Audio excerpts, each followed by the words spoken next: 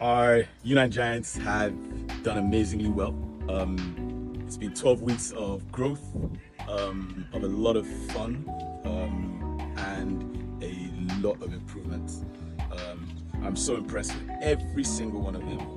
From our more experienced players, they've made great strides and improvements. And our beginners, those that are new to the game, they've also made great strides. So it has been fantastic. They progressed very well.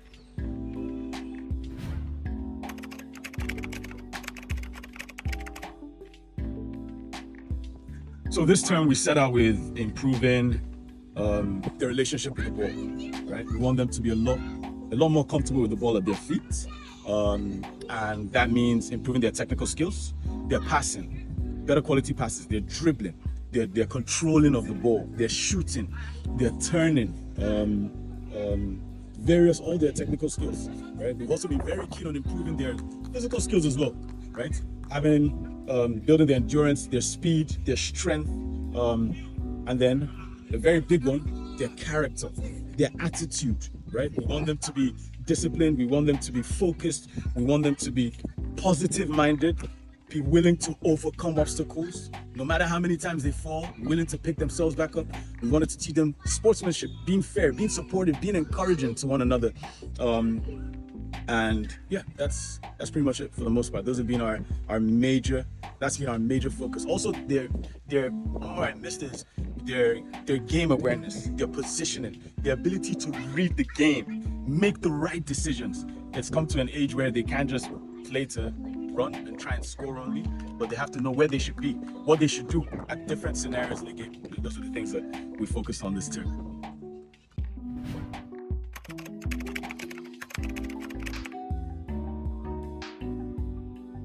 Just a matter of so many different factors. One, we have players that have come from different backgrounds, are at different experience levels. Some are, even if they might not have played football, they're more athletic than others because maybe they've been playing in sports teams or doing physical activities on a more consistent basis. Some have even played in teams before. So it depends on the experience level. Two, it honestly depends on the passion level as well, right? Some people are born into families where maybe their parents watch football every weekend, they go to football matches, they're football heads, they even play football with their kids, and some maybe not so much, and so some are also new into the game, maybe, very, very new into the game.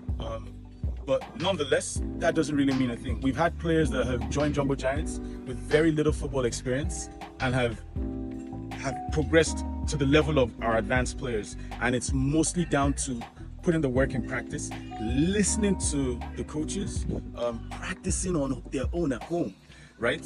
So the same way you get homework at school is the same way you treat, doing your homework, your football homework after practice, right? So it's not just enough to come to practice, twice a week and go home and not play the rest of the week. Even on your own, and at this age, that's where they actually develop. A lot of it is during their, exploration time, when they're kicking the ball on the wall on their own, they're dribbling in the garden, they're even doing some of the drills that we do here at home. So that's just it. The determination they put into also determines how well they do.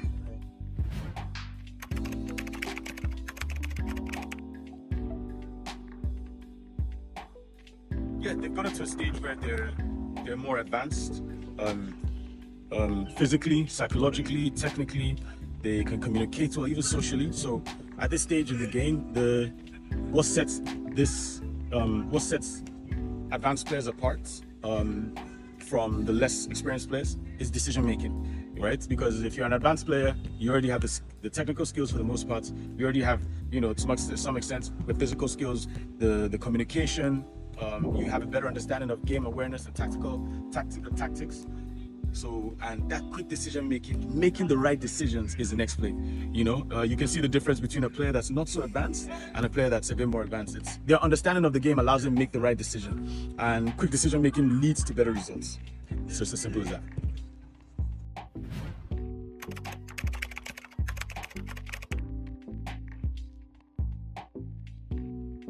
So, I obviously know all the Giants are going to be available to join us for an Easter break clinics. but this is a time that I encourage every single one of them to practice at home. Firstly, your best friend is the wall. As a kid that's trying to improve their confidence, trying to improve their technical skills, you must get a ball, have a ball at home, and you must kick that ball on the wall. This is how you improve your relationship with the ball. The wall is a rebound, so you can practice your inside foot passing, outside foot passing, laces passing, shooting, controlling with your chest, controlling all your technical skills. It's just one ball, and this is so crucial at this age. It's the most important thing. Developing that relationship with the ball, being so comfortable with the ball that you can do it with your eyes closed. So that's what I'll encourage a lot of them to. Two, one of the major reasons why our kids struggle is because a lot of them don't watch football, and this is how you actually get better. And that's why I'm so excited that even next term we're going to be going to watch a football match, because they can actually now see what the professionals are going to be doing, or what they do when they're on the pitch. But for our kids, I highly encourage parents. I'm pleading with you during this break and for the rest of the time that they're playing football, make sure you encourage and even watch football with them. If you're not really into it, try and get into it for their sake, because to become the best or to become more equipped, it's literally if I can promise you that if you have them watching football between now and next term, they're going to come in with a brain full of ideas, better understanding of the game, better decision making, because they've seen what the professionals are doing. So this is something that we have to do. I wish we had, practice every day of the week, because if we did, one day would just be for video watching football. This is how they will improve their understanding, their knowledge, their tactical awareness, and so on and so forth.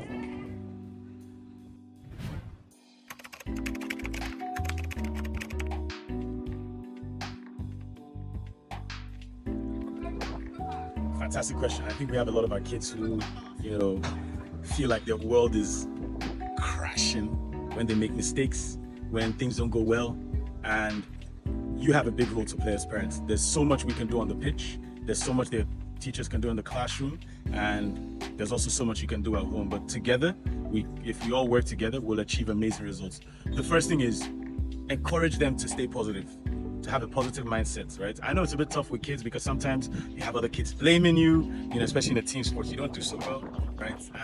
But ultimately, encourage them to be positive and remind them that football is all about learning. You make mistakes, you might not be successful all the time, but it's about how you learn from those mistakes, and it's about not giving up. It's about trying again and again and again.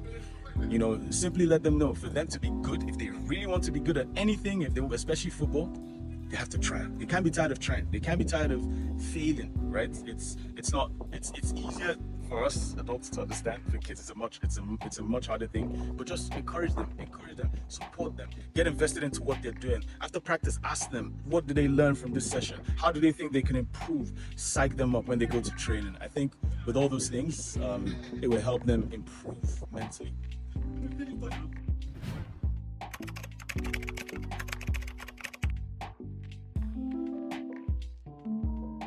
Okay, sure.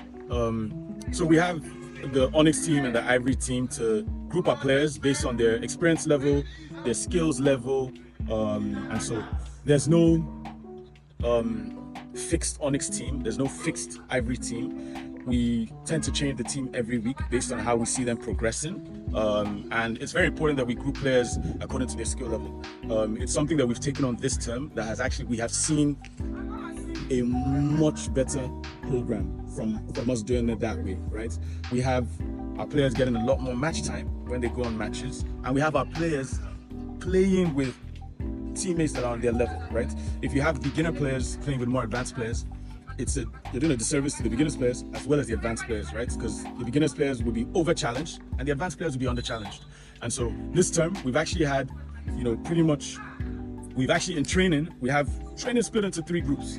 We have our players that are very new to football, who are still working on their basic coordination, who are still working on building the basic relationship with the ball, their basic foundational skills of football, just running with the ball, right? We have a group of what we consider our more intermediate players who are a bit, they're not beginners, they've played football, but they're still not as comfortable with the ball at their feet, and they still might not be as physically sound, and technically sound. So we have that intermediate group, and then we have a more advanced group, which are the technicals for the most part they have it on lockdown, but even at that, they're still working, they're still improving. But yeah, that's basically it. So it's for these are the reasons why we have our team in different groups, is because we want them to actually improve. We're focused on their development. The goal is after 12 weeks, you should even see, wow, my son has actually made progress. We want you to even see the progress. We can have them all join and play together on all teams, and I don't think we'll see the sort of results and impact we see in this season. So that's the reason why we have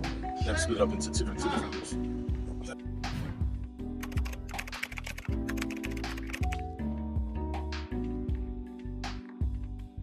This is a tricky one, because I want to say kids are born with it, but that's not necessarily true, right?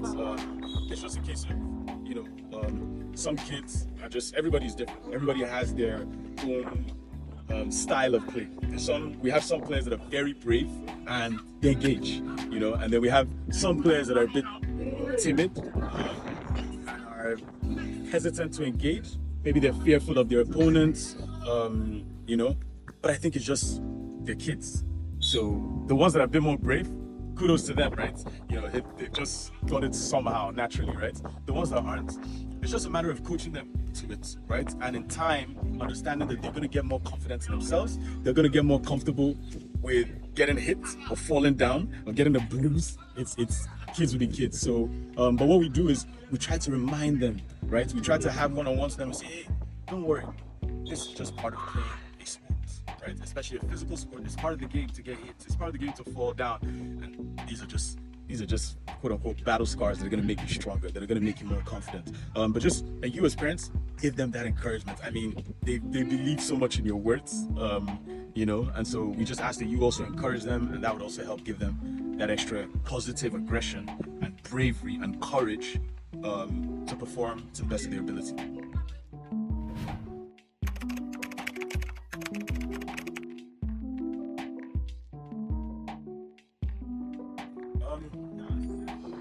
We expect our players to show respect, good attitudes, compassion, kindness to one another. But we also know kids will be kids. And so when we notice the lack of respect, when we notice kids being mean to each other, instead of just being unkind, we try to address these things constructively, and we try to encourage them to do the right thing. This is a very safe space. We're a family of Jumbo Giants. We try to promote sportsmanship, fair play, togetherness. We let everybody know you're your brother's keeper. You're one, you're family. You support each other, and you must be kind to each other. And so I think those are the ways we try to handle a lot of disciplinary issues. We don't tolerate bad words, disrespect. We actually have a policy where we put you on timeout if you're not following instructions, you're not listening to coaches, or you're doing the wrong thing. If we see that it's taking things too far, we'd always make sure we address with the parents and the nannies.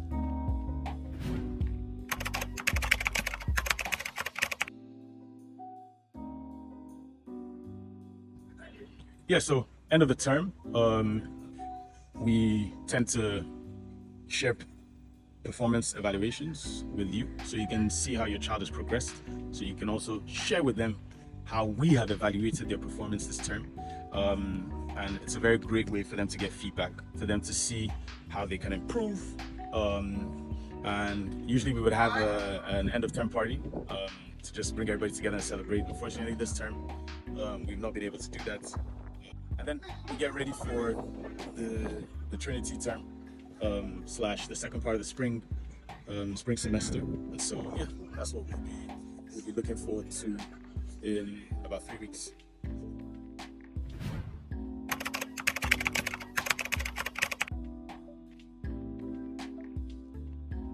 I want to say thank you, parents. You have been truly phenomenal. It's been a joy and an absolute pleasure and an honor to coach your kids.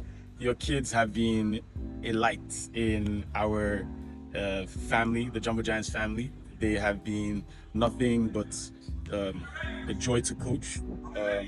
We love working with them. We love seeing them grow. We love seeing them develop. We've seen these young boys literally turn into giants, and it's been phenomenal. It's been phenomenal. Every single one of your kids is doing so amazing, and it's our desire and our goal to make sure that all that we're teaching them on the field translates into other aspects of their life. You know, we're very big on teamwork, discipline, respect, overcoming obstacles, having a positive attitude, showing a good work ethic, giving your best every single opportunity you get. And we want them to be able to do that in school, at home, in the future when they end up, getting jobs or going to university, or who knows, even maybe playing professional football.